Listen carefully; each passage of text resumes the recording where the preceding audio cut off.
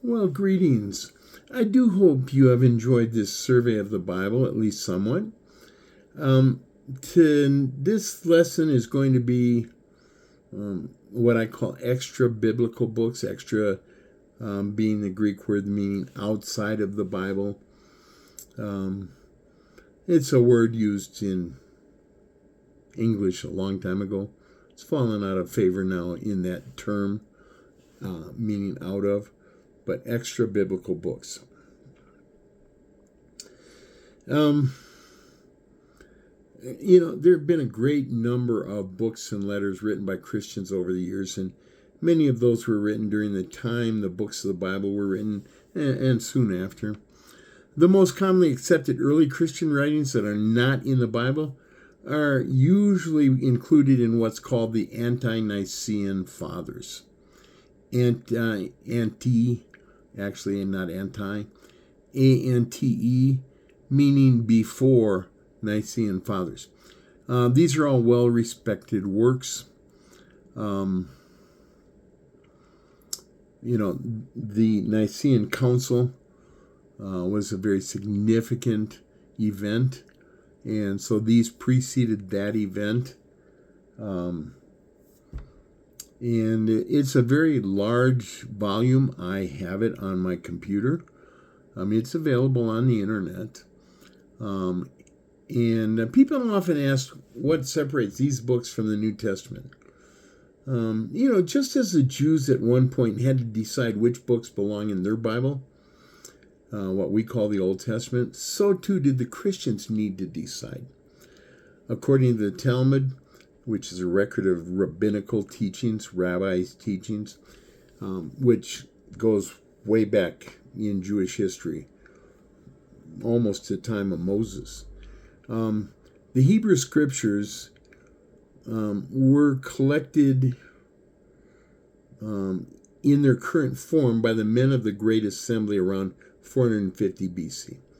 I mentioned it before, the greatest collection of Jewish leaders ever. And some scholars will claim other dates. Most of them don't claim anything before 200 BC. But most scholars say 450 BC. And that collection lasted a couple of years, if I recall right. So collections. It appears that some, and by that I don't mean collections of men, Great Assembly, I mean collections of books. It appears that some very early in sometime in early Christianity, the four Gospels were combined into one collection, probably soon after John wrote his Gospel. This collection was referred to as the Gospel, singular. Somewhere around 170 AD, Tatian wrote what was called the Diatessaron, that's Greek for through the fourth, or commonly called a harmony of the Gospels. It was a combined narrative of the four Gospels. Around that same time, there was a collection of Paul's writings created that was called Corpus Paulinum, or Apostolos. So as heresies began to become more common and more dangerous, it was obviously necessary to identify what books and writings should be used as authorities. So the earliest known list of New Testament books was discovered by an Italian named L.A. Muratori. And this list was published in 1740, when he discovered it. It's called the Muratorian Canon. Canon meaning the God-inspired collection of, the canon of the New Testament. Muratori's list was dated from around 200 AD. And the first portion of the list was badly damaged. So let's go back. In around 250 AD, Origen also listed the canon. By 300 AD, Eusebius had created his own list. The first time we see 27 books that we call the New Testament, all listed in one group as the authorized authorities, is in 315 AD by a bishop of Alexandria. Yeah, Alexandria of Egypt, that I mentioned twice or more in this series. Alexandria of Egypt, where all the great scholars were. In 315 AD, Athanasius,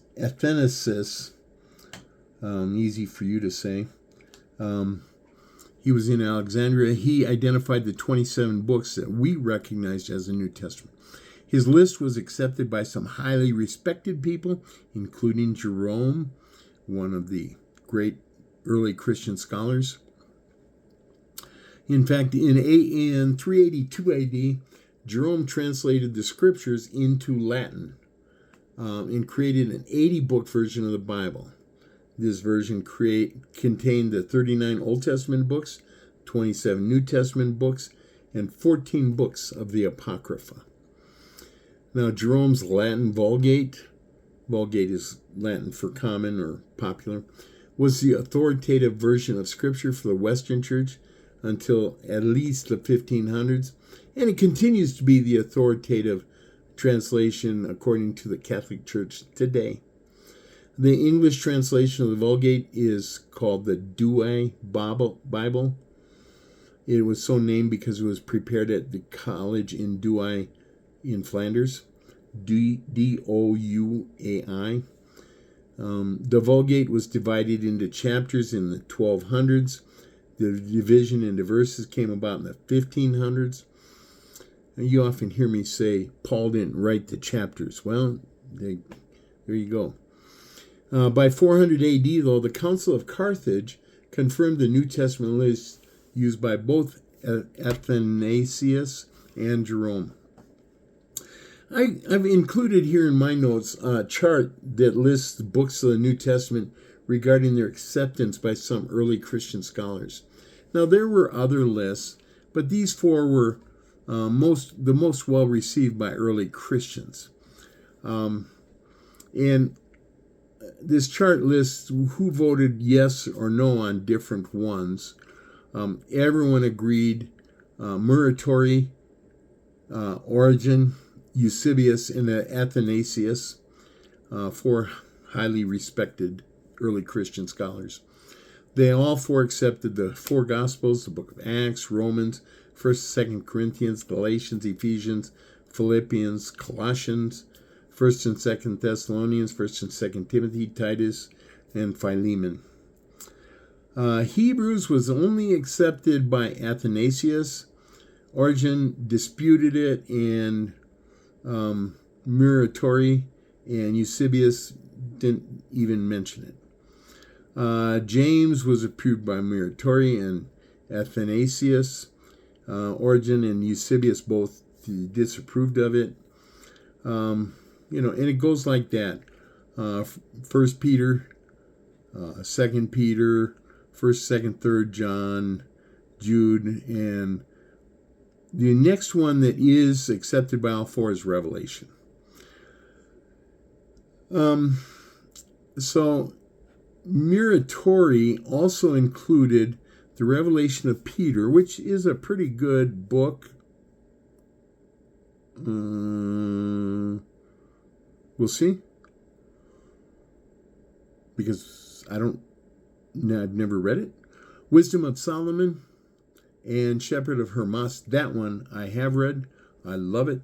Actually, the Wisdom of Solomon, I think I've read that one too. The others either didn't mention those, or in the case of Origen, he disputed one of those, and then three others that others had listed. So let's look at some of these candidates for the New Testament. Just because they were not selected does not mean they're not of value to us. I want to make that clear.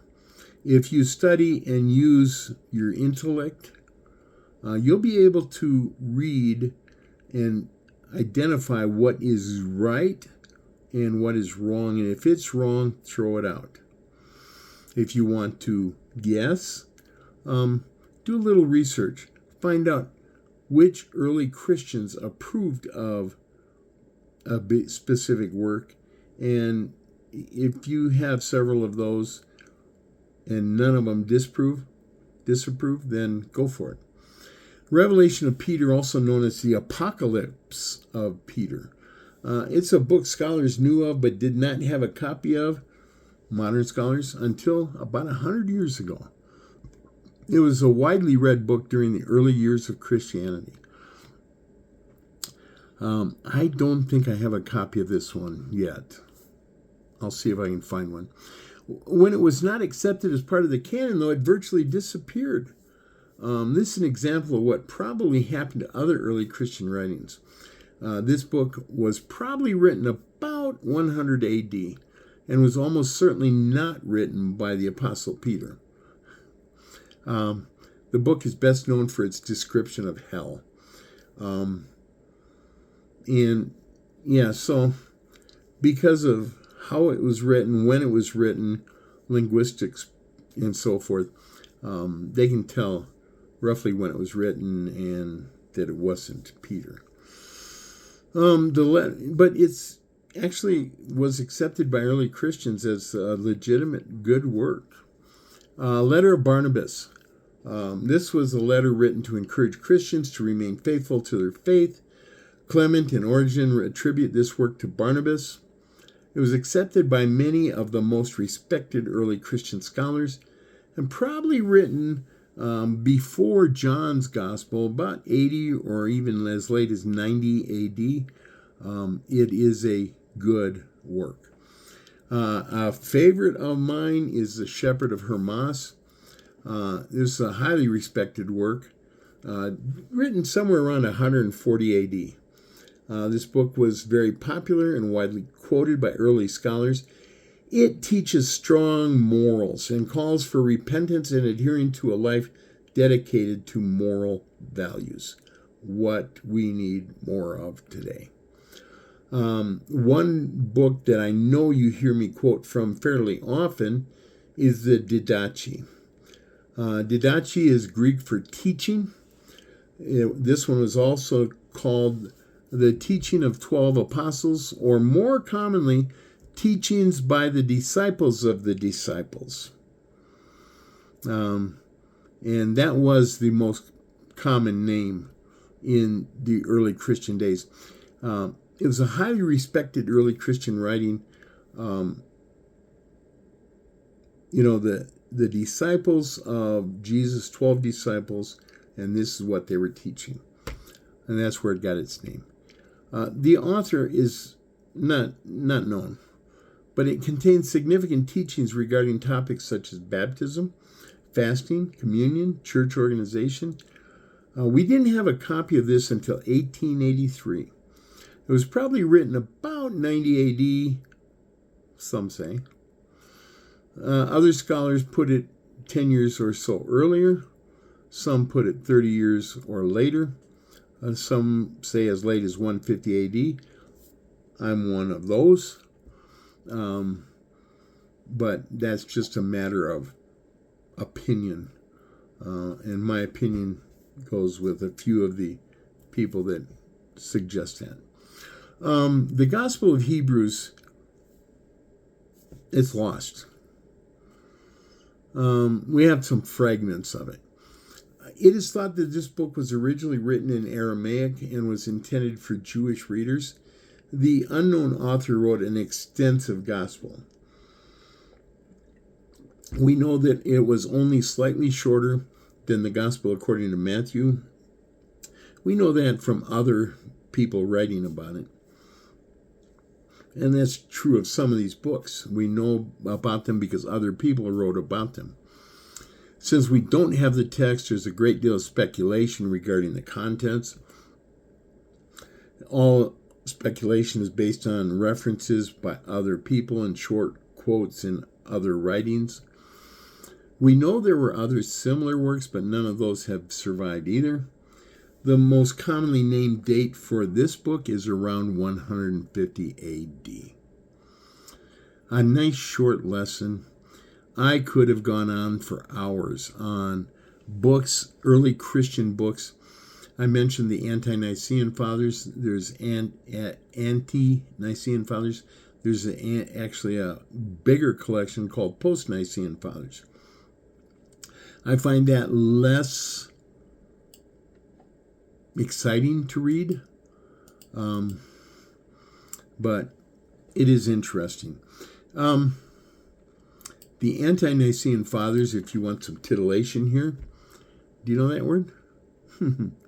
It means sexual arousal. So if you want some titillation, the Post-Nicene Fathers, they have some books in there that are still, I can only find in Latin. The last few hundred years, the Christian leaders and scholars seem to think that those books are not acceptable for Christian audiences. So why are they included in the Post-Nicene Fathers? They're Christian writings. For the same reason, the translators sanitized things like the Song of Songs and some other passages in the Old Testament, which I'm aware of. I don't usually talk about. They're too suggestive. I don't know. God created sex. Deal with it. But be that as it may, I have studied some Latin. No, I can't read those works. Don't feel the need to. Any questions about any of the survey? Feel free. 307-256-9324. PastorVelcro@mail.com.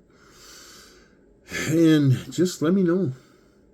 I'd be more than happy to go deeper, to explain, to expand. Just for you. I do love you, appreciate you. God bless you. Bye now.